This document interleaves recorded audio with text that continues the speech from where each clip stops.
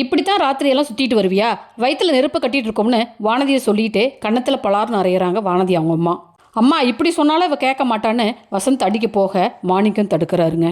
வாசலில் நின்ன பாண்டி வானதி அடித்த சத்தத்தை கேட்டு பாண்டி வீட்டுக்குள்ளே போகிறாரு. எல்லாரும் அமைதியாக பாண்டியை பார்க்க, சாரிங்க, தப்புதாங்க, மன்னிச்சிருங்க. மெக்கானிக் ஷாப்புக்கு ஸ்பேர்ஸ் வாங்க பெங்களூர் வரைக்கும் போனோம். வானதியும் கூட வரணுது. ஆனால் வர்றதுக்கு லேட் ஆயிடுச்சு. தப்பு தாங்க, என்னை மன்னிச்சிடுங்க. பாண்டி கையெடுத்து மன்னிப்பு கேட்குறாரு. நீங்கள் வானதியை காணலைன்னு ரொம்ப பதறி போயிருப்பீங்க, புரியுதுங்க.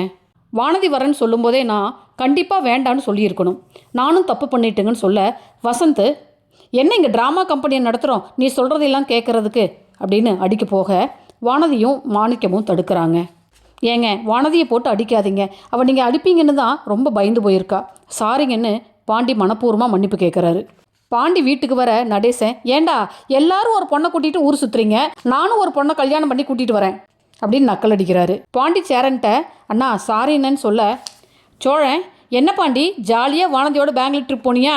இதெல்லாம் காதல சகஜம்டா, விடு, டென்ஷன் ஆகாத அப்படின்னு கிண்டல் பண்ணுறாரு.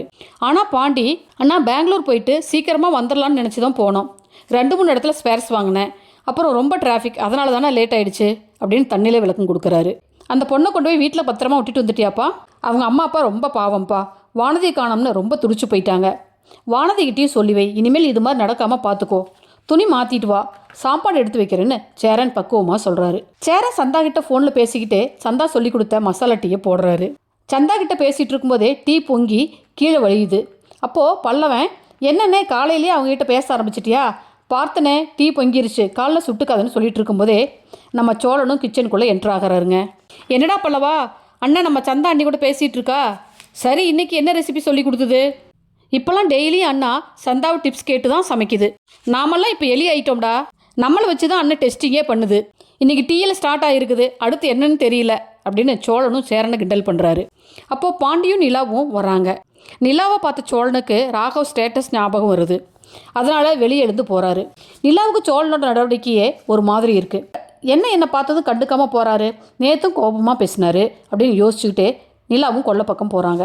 சோழன் துணி ஊற வச்சுட்டு இருக்க, என்ன சோழன் என்னாச்சு, பேசக்கூட காசு கேட்பீங்க போல இருக்குன்னு நிலா கேட்க, எங்கிட்டையெல்லாம் நீங்கள் பேசுவீங்களா, நீங்கள் பேசுகிற ஆளே வேற அப்படின்னு பொங்குறாரு. என்ன பேசுகிறீங்க, அப்படி யார் கூட நான் பேசினேன்? ஆமாம், உங்களுக்கு ஒன்றுமே தெரியாது பாருங்க. என்ன சோழன் நக்கல் பண்ணுறீங்களா?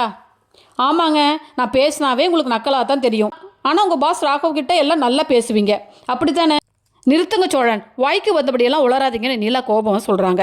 ஆமாங்க, நான் பேசினா அது உளரலாக தான் இருக்கும்.